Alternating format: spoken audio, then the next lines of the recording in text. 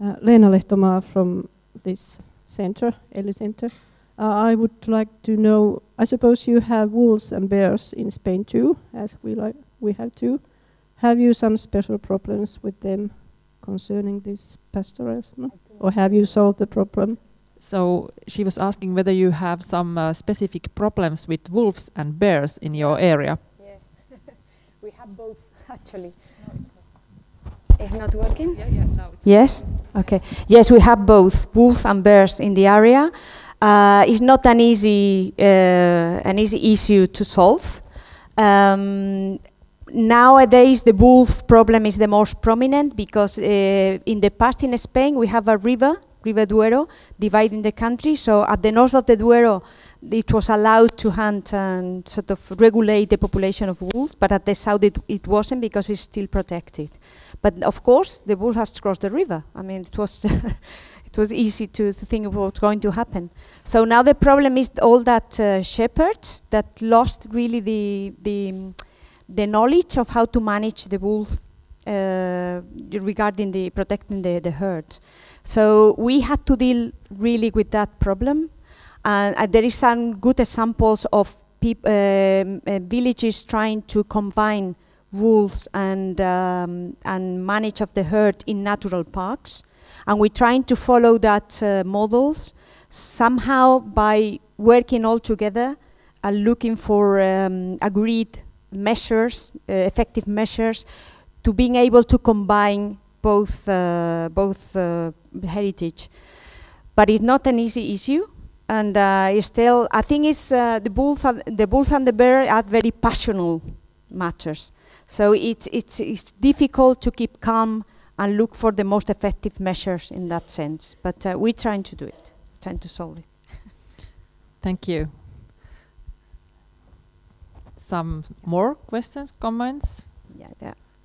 Yeah.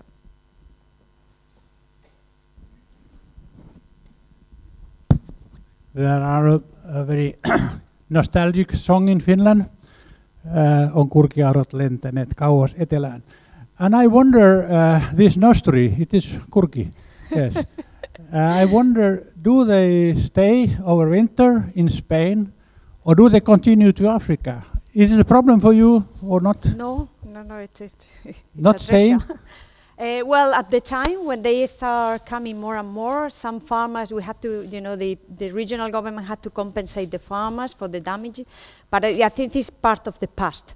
At the moment, it's looking as a very, good heritage to host, and also a new sort of, income or rural development more than income. So what they do is from October to February. From October, they start to come in.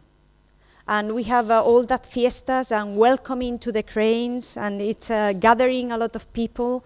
And it's so emotional, just being thousands of them just arriving to the area, especially the wetlands, because there is the Hesa and wetlands all combined in the same region. And what they do, they stay till October, November, till February. At the end of February, they just come up again. So they don't go farther south. They stay for the whole winter there, because we have a very nice mild winters. So they come back to you when they have been fed there. So we have something to take care for together. And also, of course, I'm offering from here to, organize visits to the area, or if someone is interested as a group, because we can meet not only the cranes, but also to know how the systems, the HESA system works, and the agro-silvopastoral system works. So we can and of course taste the ham. That would be part of the journey. Thank you very much. Thank you very much also for the invitation. Okay. I think you will expect a very big group from Finland to visit your site. So thank you. Okay, so now we can continue with the general discussion. So what ideas, what thoughts you have at the moment from the morning session? Something specific in your mind? Just feel free.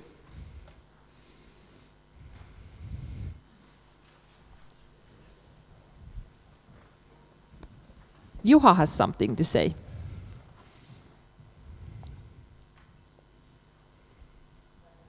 Thank you. Yes, I just wanted to reflect on what I tried to say at a very abstract level, and then I was really impressed by all these presentations.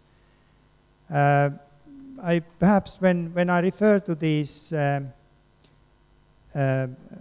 this commodity chain thinking, I didn't mention that in fact they are very centralized, concentrated, and the landscape use that is associated to those is very much against what you have presented, the Romanian example, the Spanish example, and I was impressed to see that you are actually implementing the idea of this kind of a holistic idea where the rural people, the communities become an integral part of the conservation as well, so that the conservation is not against. And again, I think it is matches very well the theme of this seminar, that it is allowed to touch the nature. Yes, thank you, Juha. This is really the case. So we have seen excellent examples from everywhere from Europe to describe that how people can really benefit from the nature, how the rural area communities can cope with the nature, how they can touch the nature, how they can do something with the nature, how they can benefit from the nature. And we actually, I think in Finland, we should recognize our strengths, we should believe in ourselves, and these things which are somehow common for ourselves, they might be very exotic to some people from abroad. So there is a huge potential in nature tourism in Finland as well. We just have to be proud, we have to recognize, and we have to be able to start with these things. And one thing which indeed we share everywhere in Europe is the coexistence with the large carnivores, like with wolves and bears. And as you see, and what we heard, and what I know, what I have got to know in Romania, for example, the social acceptance of the large carnivores, it's actually, I think, much higher than what we have here in Finland, for example. But these people are somehow, they are also benefiting from the large carnivore. They have some hunting which is allowed, or used to be allowed at least. And we heard that in Spain they are trying to recover these old habits, that how to cope with the large carnivores. Perhaps we in Finland have a little bit forgotten that how to cope with these animals. But also the very heavy management of our forests and the nature in general, it has perhaps also changed the behavior of these animals, and this we should also think about a little bit more carefully. But as you see, these problems or these concerns are the same everywhere in Europe. We are not alone with these problems in general, and this is a great opportunity for us to discuss and to share this knowledge about these issues as well. Eija has something to say.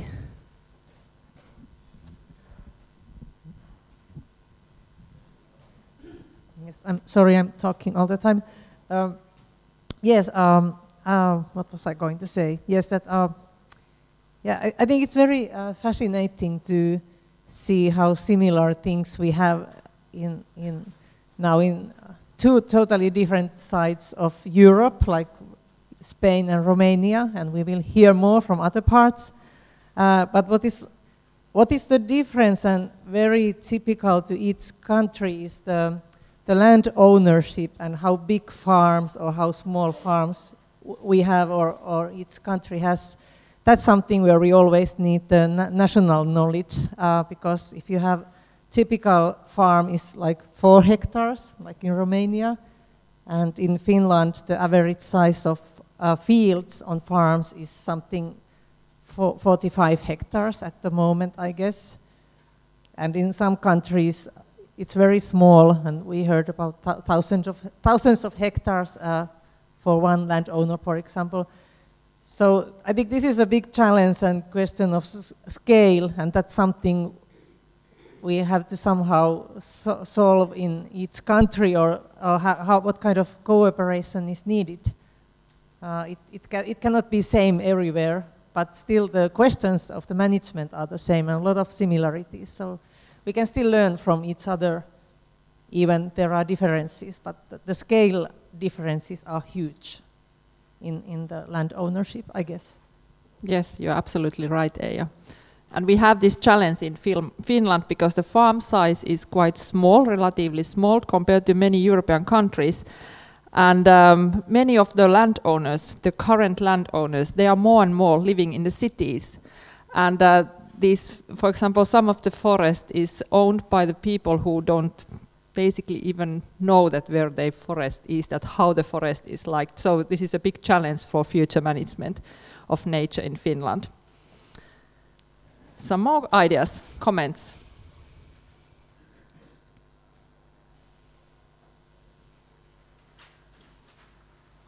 Concha. Hello. Yes, thank you. You mentioned that. I think that we're trying to do. That's what I meant by the sofa farmers. That we change to the most easier way to manage nature, and basically also to receive subsidies for this common agriculture policy or other policies. So we substitute the managing nature at the ground level for fences and the easy way to go. So we're suffering the results now. I think we should go back somehow to the old systems, but adapt it to the new ones. So we need also to people more active at the ground level, really being able to work with the animals again, and full of enthusiasm for new schemes to really manage nature again. So I don't think the current system is going to lead us to any good results. So we really, the most important thing is social innovation, and to change the mindset looking at nature, for me, at the moment. Yes, thank you. So could somebody contribute to the discussion, saying something about the challenge of the big animal units in future? Do you have something in your mind, Juha, for example?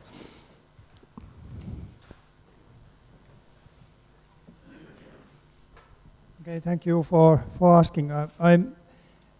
I have been thinking this a lot, because we also know that the cattle, especially ruminants, are kind of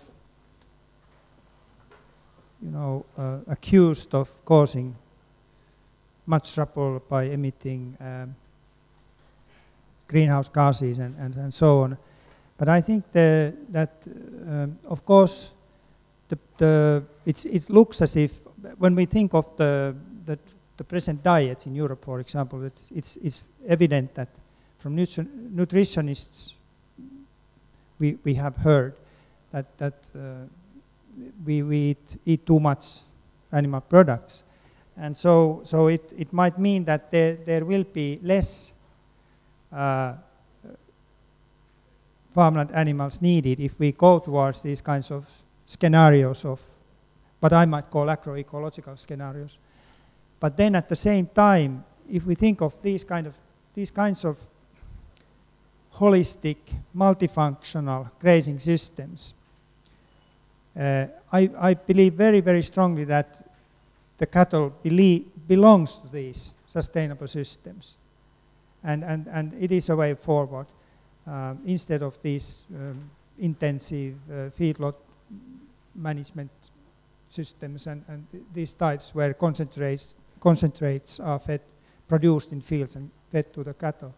And that would be the sustainable future, this holistic grazing, if you want to call it that way. Okay, thank you, Juha. Yeah, I'd like to comment about this as well.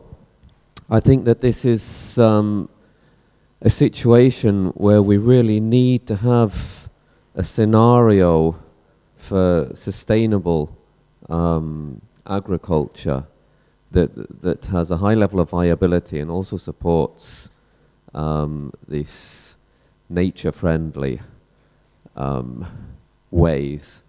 in the 1960s and 70s, for many farmers, it seemed there was two alternatives: to intensify and be sufficiently profitable to have a reasonably good business, or to continue as like traditional small holdings, where it's going to be a very small budget, you're going to struggle to survive, but you'll have the satisfaction that you're doing something that's supportive to biodiversity. I think what it really needs at this stage is for us to put a lot of thought into how we can make a path to get from, for example, an intensive farm to a more nature-friendly farm, a diverse range of paths forwards, and it has to be, I think, also in the product as well. These were a lot of things that were in the slides that Juha showed at the beginning. Like in Romania, we have very many of these small-scale things, like these productions of cheeses and things. And in Italy, I know there's a lot of these, again, dairy products in particular, that fetch a very high value. But it's still a long stage forward before we get a situation where it's actually commercially attractive and viable and going to be of benefit to small-scale farmers in these regions, which are so important for maintaining biodiversity in Europe. Thank you very much for your perspective.